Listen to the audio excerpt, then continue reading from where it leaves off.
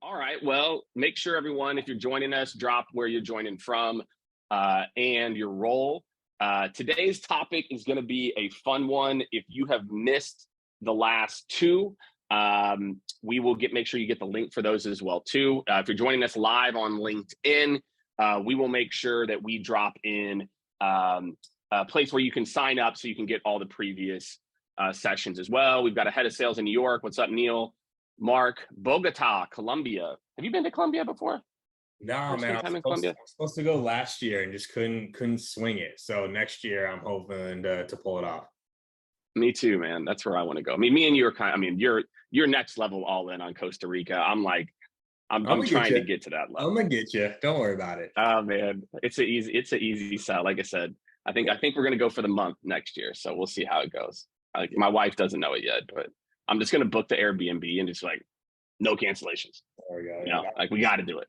It's fine. We got people from all over joining. What's up, Max? We got folks in India, Indianapolis, Milan, Denver, another New York, London. All right, well, cool, everyone. So we're gonna jump into it. We got about 25 minutes of AI chat GPT insights. I'm excited, KD. I sent you the video. I actually just wrapped. I'm in Santa Barbara right now. Just wrapped filming the LinkedIn Learning Chat GPT for Sales course. So I'm pretty excited about that. That'll be out in November, or not, maybe November, December. So I'm pretty excited. You know what I mean? Like you don't get a chance to where you pat yourself on the back every once in a while, but you're like, you know, it was pretty cool. It's pretty intense, man. So I'm excited for you to do your sales leadership one, and I'll give you all my tips and tricks. Please do. Pave the way, my friend. Pave the way. So, all right, everyone, we got Lexington, Kentucky. Lex, Kentucky. Is that I guess that must be like the slang for Lexington. Just call it the Lex. Right. Just throw it up like Jack Harlow style. You know what I mean? Well, then the question that's where he's from, right? Is that Louisville? I can't remember. Or is that an out of towner? Because like if you call San Fran, like the Low's like, yeah, oh, you're not from the city because you said San Fran. So like, how do I know you're not from San Francisco? I call it San Fran. All right. So what's going on? Elise says like, you can't call it Lex. Yes. Okay. I didn't know. Okay. You can't call it Lex. I don't know. Look, I'm from Missouri. I don't call it Missouri. That's a whole other thing we can get into. That's a whole other thing. So, all right. So we're going to talk about a topic here. Okay. Today's topic is we're going to talk about how do you actually institutionalize, call it generative AI, chat GPT in the organization. If you are a rep watching this, you are going to learn about some of the more cutting edge opportunities that you have within chat GPT. If you are a sales leader, we are going to talk about some of the best practices around how do I get a wrangle around this. Again, we've surveyed now, we've got 70+% of people are using chat GPT and tools like it every month. We've got another like 30% say that they're using it every day. Right. Whenever we did a survey on the very first one, I mean, people who said they're using it every day, the whys were just like everyone. So Aaron says that we can get the blessing to call it the Lex. The airport code is Lex. Okay. All right. We're learning all about Kentucky slang here as well, too. So if that's what you came for, you're in the right place. So, all right, everyone, we're going to hop into this real quick. Let me pull it up. Again, sales leaders, I can tell you right now, the opportunity with chat GPT for your team, there is no, and again, as somebody who has implemented hundreds and hundreds of sales technologies, Kevin has too, there is no tool that is more important for your team to master than chat GPT. The opportunities that it can have, again, a couple of weeks ago, we talked about onboarding. Right? I mean, onboarding is just a bananas use case. So today you're going to walk away, hopefully, with an understanding of, okay, if I want to institutionalize this, what do I need to do? So without further ado, let's get it started, my friend. So, all right, show, cool. Okay, so let's talk about centralizing AI excellence. In case you missed it, we talked a little bit just about the importance of chat GPT. We talked about onboarding new reps, ongoing skill development as well too. The one that we did a couple of weeks ago, whether you're a leader or a rep, the ability to build skill with generative AI is one of the more bonkers use cases. And candidly, Kevin's one of the guys who turned me on to this concept of it. And now it's, I feel like you're just turning the lights on for a lot of leaders. Kevin, to recap a couple weeks ago, how are you institutionalizing it at Bench around skill development? For people that missed, what's kind of maybe a quick 1-minute soundbite for them? Right. So it's building the scenarios for role plays. It's building the repetition of like what questions they should be asking. It's building in even like the recaps, right? So my enablement team is actually where I've started this with first, right? But like we're building out like role play scenarios that reps can then do at any point in time. We're building out the prompts that they should be asking so that learning is active, right? Like I'm a big believer in active learning versus passive. Right now, a lot of enablement is passive. We teach it to you and you're passively absorbing versus giving the prompts to ask. So now you're involved in that learning process. So we're building all of that out and building the coaching plans. Like literally one of my enablement leaders sat down and said, all right, here's all the topics. I want to build an 8-week program with 4 hours per day dedicated to learning and 2 hours per day dedicated to practice. Would have taken a week to build that, done in a day. So it's popping up everywhere right now. I love it. Yeah, that is such a good use case, man. I'll tell you a fun one that we've been messing with. When we're working with clients and we're talking about account strategy, right? And you've got a current client. How are we going to turn this client from spending $100,000 to $300,000? You can have ChatGPT. I'm working with this person. Here's my situation. I want to get to here. I want to grow this account by 3x over the next 6 months.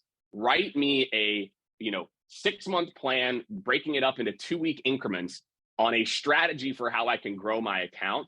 KD, the answers are phenomenal. It's like, okay, step 1, set up a call with the first person, nurture them. And then it subtly says like, wait until week 6 to ask for the intro. It's just like, it's so crazy. So again, if you miss those first few sessions, Becca from our team will drop in some ways you can find it. Also, really excited. We are kicking off. If you're an organization is interested in the topics that KD and I are talking about now, where how do we institutionalize this, or even like, look, I know we need to get better. Literally, we have our first workshop kicking off next week with the folks at MSG, so New York Knicks, Rangers, etc. So that's going to be a lot of fun. Good on them for being forward thinking as well too. I think sometimes people think sports teams are, it's different than tech, but I think it's funny that one of our first ones is actually a NBA, NHL conglomerate. So if your organization, if you're a tech company and you're not getting up on this, you need to sign up for me and KD. We'll have some more links for you all. Becca on the team will make sure to drop that in as well. So again, if you're trying to get up on this and again need a little bit more hands-on coaching, that's what we're here for. So let's talk about some of the basics around centralizing this. Okay, step 1 is the difference between, let's call it paid and free ChatGPT. All right. There's some pretty cool stuff that you can do on both of them. But I would say, and Katie, you can feel free to chime in, to me at least, the most important reason why your team should spend $20 a month is plugins. And what I mean by plugins, and don't get me wrong, the ChatGPT 4 model is also a superior model. But with plugins, what it allows you to do, in case you all don't know, I think most of you hopefully know by now, ChatGPT is basically indexed the internet up until September of 2021, right? So if you want to get access to trends, if you want to get access to like dropping a link to a product page, you're going to need to have plugins. We use WebPilot. WebPilot's kind of the go-to that we use. To me, that's the big one, is that ability to be able to drop in a link. And again, we're doing some crazy prompts like, hey, I'm trying to get a meeting with this company. Here's a link to their investor relations page. Summarize any news that they have, like the top 3 bullet points that could be related to insert product page. My friend, that it's bonkers. So to me, that's really like the big difference is like getting ChatGPT. There's also one called Auto PDF, where I can literally copy and paste in a PDF link and query it. So plugins are it for me. I don't know, KD, is there anything else for you, man, around the difference between, kind of paid or the free version? The biggest are the plugins, and then we're going to talk about today the custom instructions. right? Because otherwise I have to keep going in and like giving it some of that preamble, some of the everything else that needs to be there. So I love the custom instructions, but definitely plugins like for video, like video summarizing is one that we're using a lot right now.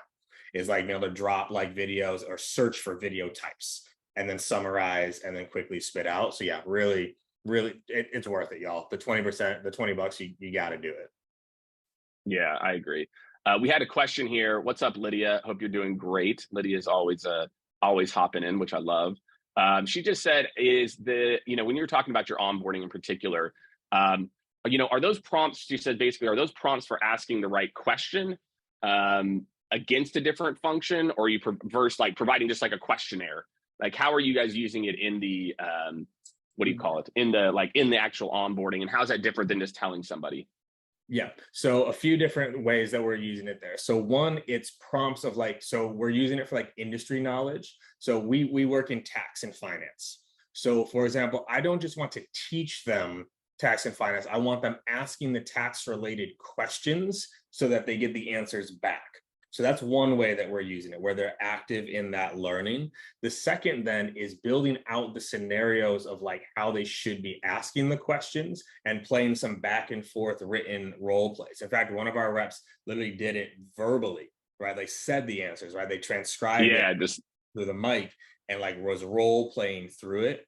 But then Lydia, we're going to talk about this one actually in a few sessions later of like how to use this actually in the sales process. This is also a part of it where Jake's kind of been hinting at it of like, all right, I have a call coming up with this persona in this industry with this sales size with this. What are some great discovery questions I should be asking? Mm-hmm. Like that, when we're going to cover that one when we get into the sales process, but this 100% can be used for that type of process as well. 100%. Yeah. And we're going to see it, the first generation, KD of a lot of that was like, these like co-pilot type tools where it's like it might listen to something or it says Jake should say this at this point, but it just doesn't have the context that you could feed it. So the other thing I'll bring up that is the new is ChatGPT Enterprise. So we're in the process, as you can imagine, they've got a little bit of inquiry. So we're in the process of getting like a more formal walkthrough.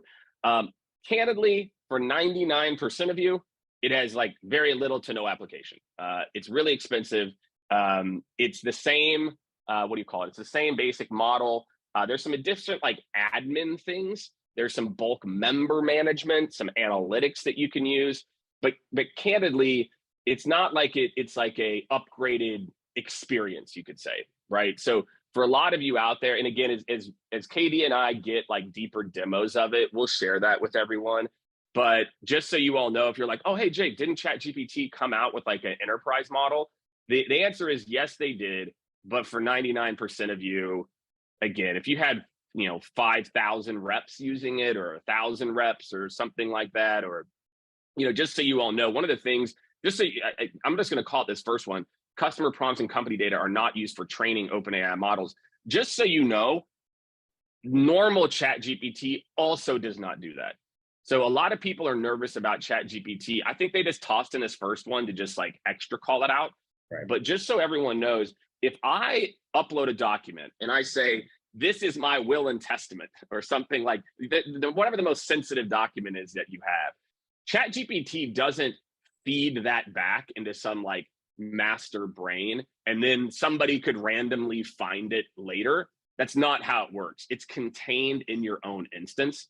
So don't stress if you're one of those people who's like, Jake, is it gonna, pull in my financials? No. And then like randomly, I'm gonna be like, what's KD's bank account number? And like, because KD entered it in over here, it's, it shows me his bank account number. I get sad because it's a lot bigger than mine, but that's a whole other, topic. So, all right, let's get into some prompt stuff here. Okay. When I think about some of the prompt things that you can do with the free version, KD hit on this like real quickly, and we're going to get into custom instructions here in a second. But basically, think about it like this.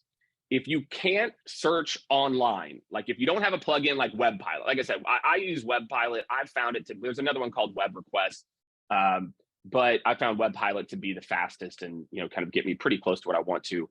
You can't insert a link. That's the most important thing to think about here. Like the free version, if your team is just using the free version, they will not be able to insert links, right? They won't be able to use the API or the plugins to get specific. Now, what they can do is what KD mentioned, which is that now what you can do is say, hey, here's what my persona is. Let me role play against the persona. Here's the industry I sell into, accountants, right? Small and medium accountants. Here are some trends. You could copy and paste the trends. You can copy and paste the website, but you can't search online. And I think that's really, at least for me in particular, which by the way, especially for new hire onboarding, it's not the end of the world, right? For like, if you're using the free version for onboarding, KD, what are you guys using? Is your team using the free version for some of the onboarding stuff? Or are they using the paid version? Yep. So my enablement team has the paid version right now, and then the reps, it's actually a combo. So like the onboarding reps have paid, and then I have other reps that are just using like the free. We're doing a lot of building of the internal instance. Like we're building it in to what we're doing right now with things like custom. It's mostly paid for my teams, and that's a big part of it. And just as a quick tip, because we're having new reps ask some of these trend and industry questions, we get new answers, right? Because oftentimes we only ask the trend question once, but if I have people asking the trend question every single month, we get new answers, we get new updates, we get new things that are popping up across the industry to share across the entire org. So you definitely want access to the internet, you want access to the plugins. Yeah, exactly. Another quick, I'll just call this out real quick here. Another piece, and that you all do, again, if you all don't know, you can tell it to basically put in a table. So you can say like, give this to me in a table format, if that's how you like to consume information. So I'll just kind of call that out. But again, the duties and obligations, there's a lot of really cool things you can do with the free version. So again, if you're a rep and you want to work on your own skill development, or if your primary use case is skill development only, then the free version is going to be pretty decent for you. Like it's not going to give you the next level stuff, which is, again, here's a good example of one, again, where you can kind of insert some links. And man, I don't know, I think we have I'm trying to think, that he put in, oh yeah, this is pretty dope. Yeah. So imagine you're preparing for a meeting here. Okay. So this is why, again, if your team doesn't have it, and again, for a lot of you, you're like, look, Jake, $20 a month across my team, that's going to be an unbudgeted expense, et cetera. I want you to think about salesperson productivity here. So imagine, again, trying to meet with Andrew. Here's a link. Here I had a first meeting with them, right? Here is what we do, right? Help me to write what the meeting structure would be. Take a look at this paragraph right here, everyone. We now have a meeting with the VP of sales who may care about a slowdown in outbound sales and overall cost, and an IT director who at times can be a blocker because of past tech migration failures and possible unforeseen costs that rarely get budgeted. Help me to write a meeting to think through this. My friends, long-term planning and scenario prompting to me is, this used to be me obsessing the night before a meeting or 2 days before a meeting in my head, like being like, okay, so this guy's going to do this. I think he's going to do this. She's going to do that. Okay. All right. This part, hey team, let's make sure we deliver this way. Hey, don't bring that thing up. Like it used to require that, but take a look at, for anyone, again, kind of wondering about some of the nuances here. Look at this, again, what could I do? Acknowledge the VP's concerns, explain again how Skaled can help. All right. Be transparent. Also talk about value. IT director, how do I address these things? So again, and just understand, maybe it's not 100% what you want to say. Maybe it's 70%, maybe it's 80%. But my friends, you're starting at 70 or 80%. You just saved yourself an hour or two. Well, and this is one strategic meeting. And this is something I want to call out to, because Jake, I'm sure you see with the companies you work with, there's the time savings aspect of this, which is great. The reality is, and I have no problem saying this, the majority of reps aren't doing this level of prep. Yeah, that's facts. Like it's actually not occurring. So things that I tend to do a little bit differently in my orgs, right, is we don't do a lot of deal review. We do a ton of deal prep. I don't want to talk about the calls that already happened. I want to talk about the calls that are coming. Yes. And so when you can build right. this into the process of, hey, Jake, your call on Thursday, show me your prep sheet. Now there's a way and a format and pre-built prompts for them to fill in to build that prep sheet. Most reps are not preparing at any level of this, and this allows them to. And before you feel like I'm just, railing on the reps, it's because there's not a great system for them. There's not a great form. There's not a great way to go through this. Now there is. And like, look at this. So now I can sit down with Jake. If Jake's reporting to me, you've got 5 disco calls this week. And in that 1 hour one-on-one, we could review each one of his prep sheets for the week, review the questions, scribble out, update. Ooh, I like this one. Oh, now remember this objection. That's what leads to. That's why this is so powerful, is because this prep isn't happening right now. Now it can. That is so spot on, man. Yeah, it's exactly, I was very fortunate, I've talked about, like, I had a chance to go through a leadership training program whenever I was first in sales leadership, unlike a lot of folks. And one of the things that they trained us is, once a month we called it account strategy meetings. And again, we don't talk about the pipeline. Let's talk about the big meetings we have coming up. Let's talk about strategic accounts where you're putting together a plan. Because again, me giving you a little bit of advice and a tip and then what I found, KB, and this is for every sales leader out there, if you do this correctly for 2 or 3 months, they start coming to you with a plan. Right. And then those meetings, they just come to you. They already know you're going to say, did you meet with this person? The very first question I ask in every single one of these is, what do they do? How do they make money? If you don't understand what a company does and how they make money, how can you help them? And so you start to train the reps to do this type of prep. So anyway, we could do a whole thing on the importance of meeting prep. All right, y'all, this is where it's at. Quick question. Sean asked here, it's just like, what do you mean, like, the paid version can use links? Meaning, if you go back to your prompt for Clary, so if you look here where it's highlighted, it means it'll go out and it'll go there and read and absorb so it can provide better context. Whereas if you don't have this, you would have to tell it what Clary is. Copy and paste those links, basically. Yeah. So this allows it to go out and consume. So that's what the links are for. Yeah, great call out. So again, what you all do, just so you know, I'll just kind of give you a quick ChatGPT tutorial, because literally I recorded this course and I did this literally by hand. Is you go to the bottom left of your ChatGPT, there'll be 3 little dots. You're going to click, and one of the things says beta, right? Resources. I think it says settings and beta, something like that. You'll click on beta. The second thing down says beta resources. Then you click plugins and you enable plugins. And then in your ChatGPT instance, you'll see right underneath it, there'll be a little button that says plugins and visit plugin store. And then you go to WebPilot. So there you go. All right, custom instructions. And again, we'll jump in here because we don't have a ton of time left. Here's what's up with custom instructions. If you all don't know, here's how ChatGPT works, okay? Every individual thread is its own brain.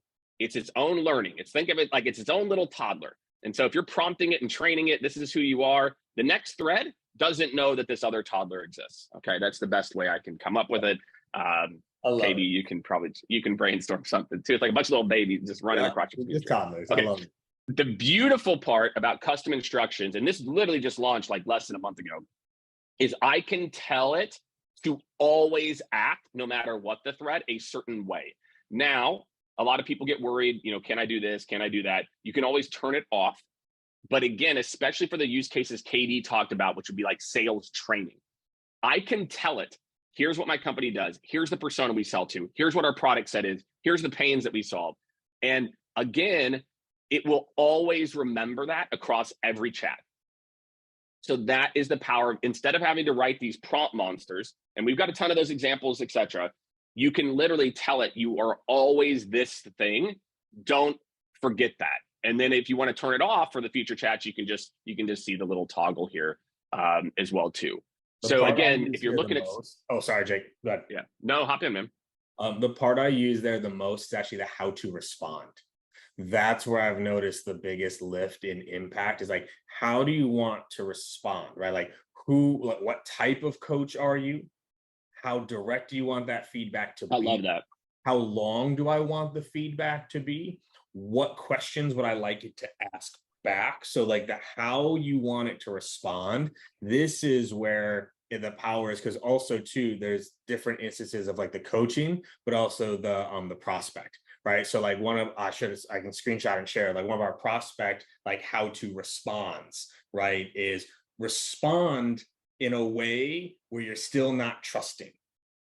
Like respond in a way where you're still unsure and you need to be convinced of what we do, not always agreeable.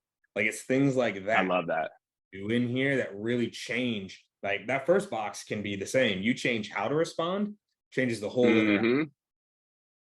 I love that. Yeah. Again, and especially when you're thinking about these onboarding use cases, I don't need to prep for powder puff conversations. I don't need to prep for, oh yeah, Jake, this is really interesting. Can we set up a next meeting? I don't need to prep for that guy. I need to prep for the person who's like, can you just please show me the demo? Can we just please just skip ahead? Like that's the person I need to prep for, is the interrupter. The person who's overly skeptical. Put that in there. Our top objections are, and you can put that there and it starts to spit those out in the conversations. It's really cool. Exactly. So again, for a lot of you, you're probably thinking again, like governance is such a word. Again, it's got like a bad rap because, you think of like, government, big brother. The reality is like your team is already using this tool. So again, one, come check out one of our workshops if you're a sales leader or a frontline rep, and you're going to get up to speed on a lot of this. But there's a very high likelihood your team is just not using best practices. Your team is probably using what 90% of teams are using ChatGPT for, which is how do I write a better email for Frank? And then ChatGPT will say like, I know, Jake, I know you're the CEO of Skaled Consulting. It's like, dude, come on, man. So there are so many other use cases, I think hopefully that KD and I have opened your eyes to, that if you do not have a plan, hey guys, here's how you use ChatGPT. Your team is literally probably just like the rest of your dang sales technology. You're probably only getting 20% of it. But there is so much more here that you want to think about, and again, I'll just kind of call out some things here again, because once you have a prompt template, everyone can use the template. You don't have a bunch of reps that are going out and recreating this. Man, again, it's already saving you a bunch of time researching. Now, if I can save the time on the prompting, right? So again, I want you to think about some of these things. You're not trying to automate everything, right? Again, it's not going to do everything, but I think this one's a big one too, about just thinking about how it can integrate into each step of the process, right? If your organization, again, if your team is using this, you have to have some type of policy, and not a policy around don't put in information, not that type of stuff, but a policy around, guys, like, here's how we're going to supercharge this. Here are the use cases for you. And again, if you're watching this series, you're already getting the use cases from onboarding through, renewals, which is what we're going to be covering over the next, month or so.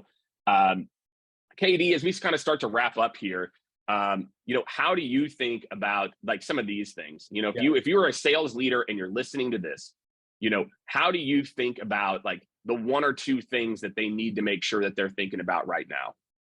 So if you go back like 2 slides, those do's and don'ts are important of like this like truth. You need to be thinking about this as a leader and thinking about it 2 ways of how am I using it, but also how could my reps be potentially using it if I'm not guiding them?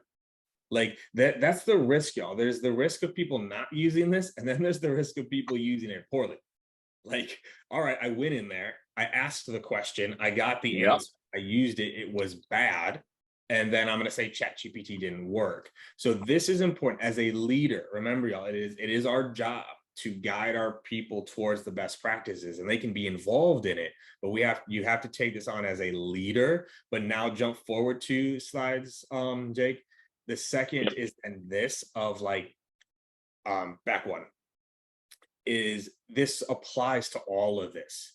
Everything I'm seeing on LinkedIn right now around AI is like writing emails and meetings. Write a better email. Like, y'all, have you heard us talk about meeting summaries at all yet? Like, no, we're talking about prep.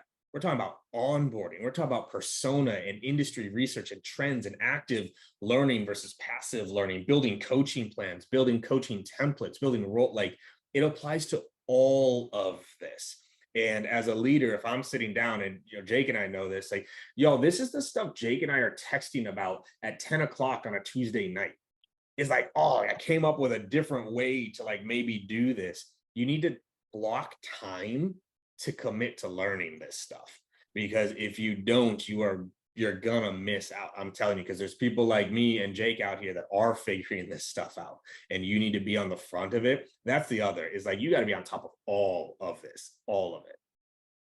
Yep.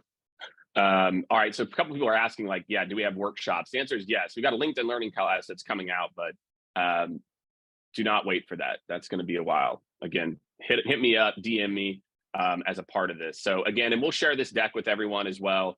Again, for anybody who's out there, again, you're kind of thinking about what's next. We will be talking about pipeline. So, but again, what Katie are not going to spend 85 minutes on telling you about just how to write a better email.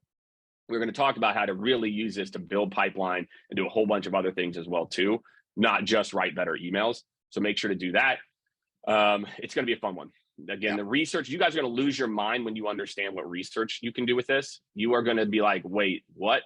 Again, I already kind of teased some of this as well, but I'm excited for next week. I hope all of you out there, again, if this is your first time tuning in, we've got a lot more content coming up. Becca has dropped in the links for kind of some of the previous episodes.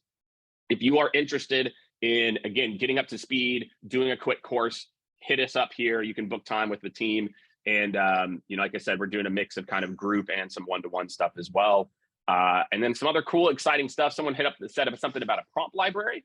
So stay tuned. Hopefully next week, I'm hoping we will have some pretty cool news on some things that the team's been working on around a lot of these prompts. So you're like not struggling to just, quickly write them down.